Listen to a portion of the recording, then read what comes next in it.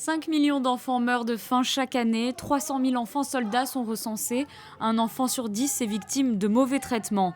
Les droits de l'enfant ont pour vocation de protéger l'enfant en tant qu'être humain, une reconnaissance qui se concrétise le 20 novembre 1989 avec l'adoption de la Convention internationale des droits de l'enfant, le premier texte international juridiquement contraignant. À ce jour, 196 États l'ont ratifié. La principauté l'a fait le 21 juin 1993.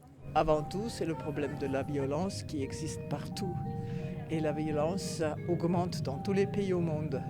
Avant tout, dans les pays où on parle du profit, du marché, etc. et où personne n'a le temps pour s'occuper des enfants. Et le premier, dans beaucoup de cas, le premier qui s'occupe de l'enfant, c'est celui qui vient en retard, le juge. Et vous, comment est-ce que vous agissez au quotidien dans vos fonctions auprès de l'ONU notamment ? Je suis vice-présidente du comité des droits de l'enfant qui séjourne à Genève 3 fois par an.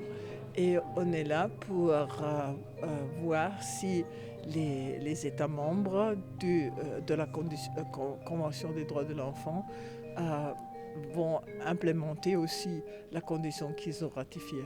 Parce que ratifier, c'est facile, mais implémenter, c'est pas tellement facile. Depuis 20 ans, la Direction de l'Éducation nationale, de la jeunesse et des sports organise à Monaco la Journée internationale des droits de l'enfant, une campagne de sensibilisation à travers les différents établissements scolaires de la principauté.